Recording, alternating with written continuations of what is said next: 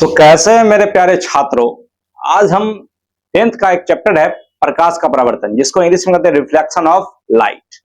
आज जो चैप्टर हम शुरू करेंगे, और इस चैप्टर को अगर आपने पढ़ लिया, अगर हमने जो पढ़ा है उसको आपने ध्यान से सुन लिया, तो इससे जो भी प्रश्न है, चाहे वो ऑब्जेक्टिव हो या सब्जेक्टिव हो, एक भी प्रश्न आपका एग्जाम में बिल्कुल भी नहीं छूटेगा।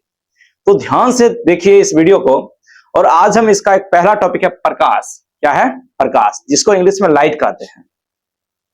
इसके बारे में देखेंगे। प्रकाश क्या है? वह कारक है जिसकी सहायता से हम किसी वस्तु को देख सकते हैं। यानी अगर प्रकाश नहीं रहेगा तो आप किसी भी दूसरे चीज को देख नहीं पाइएगा। जैसे हम दिख रहे हैं टीवी, किसके वजह से दिख रहे हैं? प्रकाश की वजह से दिख रहे हैं।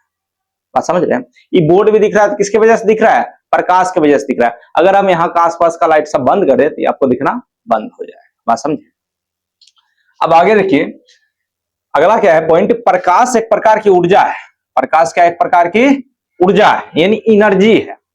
जैसे समझिए कि जैसे घर पर सोलर प्लेट छत पर लगा देते, जिससे क्या प्रकाश ऊर्जा विद्युत ऊर्जा में बदल जाता है, तो उसके पास क्या एनर्जी है, तब तो प्रकाश ऊर्जा को विद्युत ऊर्जा में बदल रहा है, जिससे हमारे घर का लाइट जलता है। बात समझ रहे हैं? प्रकाश भी क्या है? एक प्रकार का ऊर्जा है। अब देखिए, प्रकाश के पास कण और तरंग दोनों का गुण होता है।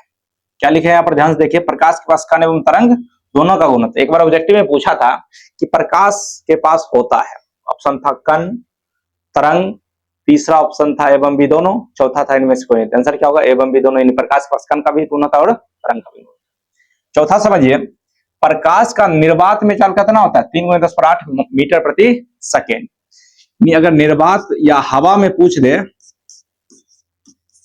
चाहे निर्वात हो या हवा हो, कितना होगा? 3×10⁸ मीटर प्रति सेकेंड। इसी को अगर आप किलोमीटर में लिखते हैं तो इस तरीका से लिख सकते हैं, 3×10⁵ किलोमीटर प्रति सेकेंड। बात समझे?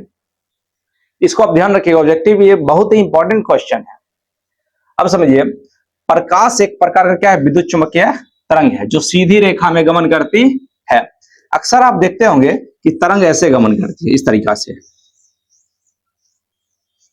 ऐसे गमन करती है तरंग।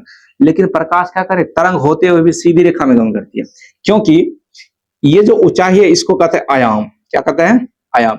और प्रकाश का आयाम बहुत ही कम होता है, जिसके कारण इसी के आसपास चलता है, तो हमको क्या लगता है कि सीधी रेखा में गमन कर रही है।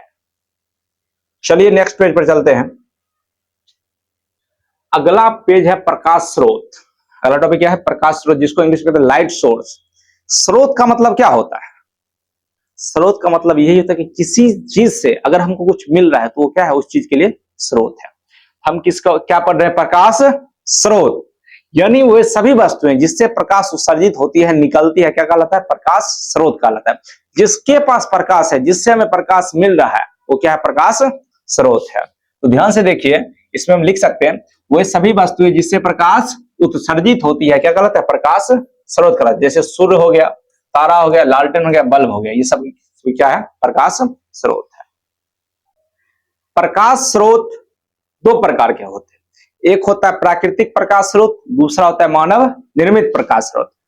प्राकृतिक प्रकाश स्रोत उसको कहते हैं जो पहले से प्रकृति में, जिसको हमने आप लोगों ने नहीं बनाया, जो पहले से व्यवस्था है। मतलब वैसा प्रकाश स्रोत जो प्रकृति में पाया जाता है, अपने आप पाया जाता है। जैसे सूर्य हमने बनाया नहीं, आपने बनाया नहीं, सूर्य पहले से है। उसी तरह जुगनू होता है। जुगनू क्या है? एक कीड़ा होता है जिसके पीछे में लाइट जलता हुआ दिखता है। आप देखे होंगे, अगर बचपन में कहीं देखे होंगे, तब तो नहीं दिखता है। तो जुगनू भी क्या है? प्राकृतिक प्रकाश स्रोत है। तो आप इसमें लिख सकते हैं कि वैसा प्रकाश स्रोत जो प्रकृति में पाया जाता है उसको प्राकृतिक प्रकाश स्रोत कहते हैं। जैसे सूर्य हो गया, तारा हो गया, ठीक है, जुगनू हो गया, ये सब भी आप लिख सकते हैं। दूसरा है मानव निर्मित प्रकाश स्रोत।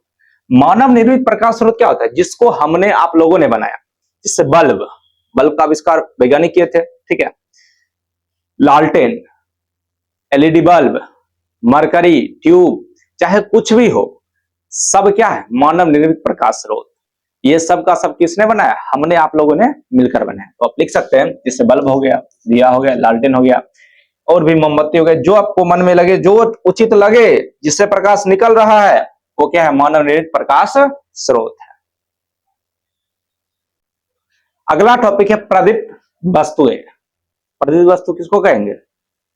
है प्रदीप्त वस्तु उसको कहेंगे जिससे प्रकाश उत्सर्जित होती है, प्रकाश निकलती है, उसको क्या कहते हैं? प्रदीप्त वस्तु कहते हैं। जैसे हो गया सूर्य, तारा, जलता हुआ बल्ब, मोमबत्ती, यानी प्रकाश स्रोत जो पढ़े थे ना आप, वो प्रकाश स्रोत प्रदीप्त वस्तु का भी उदाहरण हो सकता है। बस समझे, जकरा से प्रकाश निकलेगा वो कथी करेगा? प्रदीप्त वस्तु कहलाएगा। और अगला टॉपिक है अप्रदीप्त वस्तु। अप्रदीप्त वस्तु क्या होता है कि वे सभी वस्तुएं जिससे प्रकाश नहीं निकलती है। जैसे समझिए आपका चेहरा, क्या आपका चेहरा से प्रकाश निकलता है? नहीं, तो कैसन वस्तु हो गया? अप्रदीप्त वस्तु। ईंट, पत्थर, जो भी आप देख रहे हैं जिससे प्रकाश नहीं निकल रहा है वो सबका सब अप्रदीप्त वस्तु है। अब इसमें लिख सकते हैं कि वे सभी वस्तुएं जिससे प्रकाश नहीं होता है या नहीं निकलता है उसे क्या कहते हैं? अप्रदीप्त वस्तु कहते हैं। जैसे हो गया टेबल, प्रकाश नहीं निकलता है, कुर्सी प्रकाश नहीं निकलता है, पुस्तक प्रकाश नहीं निकल सकता, और भी एग्जाम्पल होते हैं। अब इसमें देखिए एगो नोटेड पॉइंट, बहुत इंपॉर्टेंट नोटेड पॉइंट है कि चंद्रमा के पास अपना प्रकाश नहीं होता है। बात समझे? अतः चंद्रमा कौन सी वस्तु होगी? अप्रदीप्त वस्तु होगी। यानी जो चंद्रमा होता है उसके पास अपना प्रकाश नहीं होता है। वो क्या करता है कि सूर्य जो होता है उसके पास प्रकाश होता है और सूर्य से प्रकाश चंद्रमा अवशोषित कर लेता है और उसी अवशोषित प्रकाश से चंद्रमा रात में चमकता है। तो आप कहते हैं कि चांदनी की रात, अरे भाई चांदनी का रात क्या होता है कि चंद्रमा के पास प्रकाश नहीं होता है, दोसर प्रकाश से चमक रहा है और अब चंद्रमा के फेरा में पड़े हुए हैं। चंद्रमा के पास अपना प्रकाश नहीं होता है, इसलिए चंद्रमा कौन वस्तु हो गया? अप्रदीप्त वस्तु हो गया। ठीक, अब समझिए किरण। किरण किसको कहेंगे? जो प्रकाश निकलता है किसी वस्तु से, अगर उसके पथ को, उसके रास्ता को हम किसी चीज के द्वारा दर्शाते हैं, जैसे तीर चिन्ह, और उस तीर चिन्ह को क्या कहते हैं? किरण कहते हैं। जैसे समझिए ये हो गया लाइट, टॉर्च, हो गया टॉर्च। ठीक, अब इससे प्रकाश निकल रहा है। ठीक, अब ये जो निकल रहा है ये सब क्या है? प्रकाश का रास्ता है। अब इसको बताने के लिए हम किसका प्रयोग करते हैं? तीर चिन्ह का प्रयोग करते हैं। इसका प्रयोग करते हैं? तीर चिन्ह का प्रयोग करते हैं। और इसी तीर चिन्ह को क्या कहते हैं? किरण कहते हैं। वही बात लिखा हुआ है कि जब प्रकाश सीधी रेखा या सरल रेखा में गमन करती है तो उसके पथ को क्या कहते हैं? किरण कहते हैं। और किरण को किस चीज के द्वारा दर्शाया जाता है?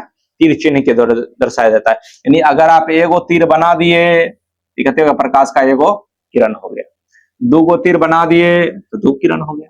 बात समझिए? प्रकाश जो होता है ना, किरणों के समूह से बनता है। जो भी प्रकाश आप देख रहे हैं वो क्या होता है? किरणों के समूह से बनता है। उसमें एगो दो किरण है, कतनान किरण होता है। तो और उस किरणों के समूह को कहते हैं प्रकाश पुंज या किरण पुंज, जिसको बीम कहते हैं। इंग्लिश में क्या कहते हैं? बीम कहते हैं। समझिए बात? तो प्रकाश के किरणों के समूह को क्या कहते हैं? किरण पुंज कहते हैं या प्रकाश पुंज कहते हैं। अगर आप बहुत सारा किरण एक साथ बना दिए कथी हो गया? किरण पुंज हो गया। कथी हो गया? किरण पुंज हो गया। ठीक,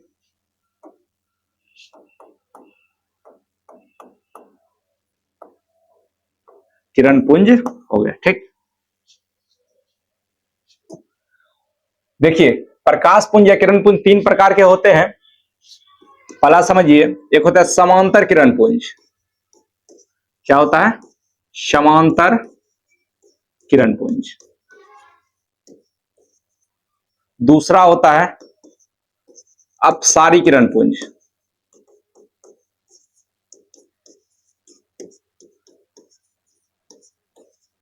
और तीसरा होता है अभिसारी किरण पुंज।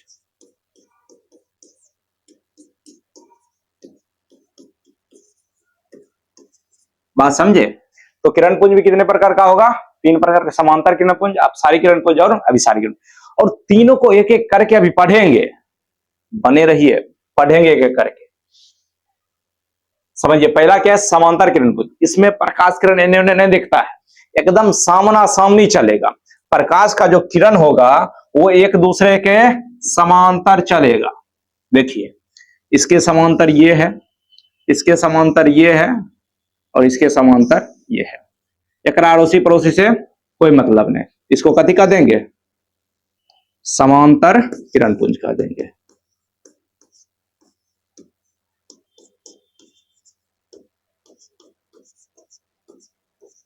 ठीक, अब उसी तरह समझिए अगला टॉपिक क्या है, अब सारी किरण पुंज। ये कैसा किरण पुंज है, यानी वैसा किरण पुंज जो एक बिंदु से निकलकर चारों दिशाओं में फैल जाती है, उसको क्या कहेंगे, अब सारी किरण पुंज कहेंगे। वही बात लिखा हुआ है यहां पर देखिए, वैसा किरण पुंज जिसमें प्रकाश की किरण एक बिंदु से निकलकर क्या होती है, फैल जाती है, उसे क्या कहते हैं, अब सारी किरण पुंज कहते हैं। इसका फोटो ऐसे देखिए बनता है,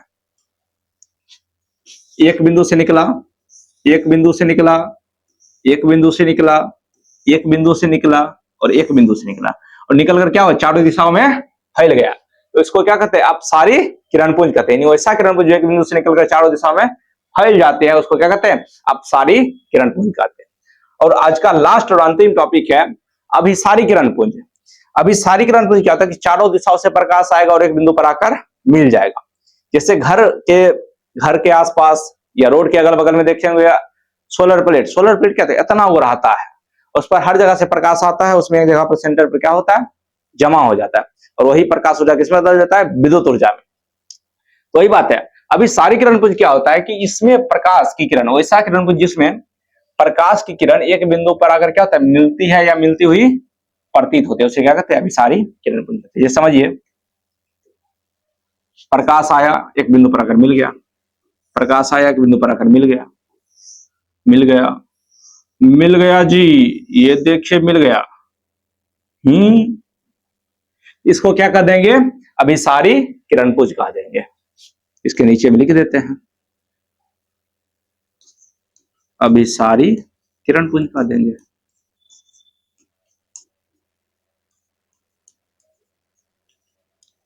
ठीक, तो आज हम यहीं तक रहने देते हैं, इसके आगे का जो भी टॉपिक होगा वो हम अगले लेक्चर में पढ़ेंगे। तो चलिए आज यहीं तक रहने देते हैं।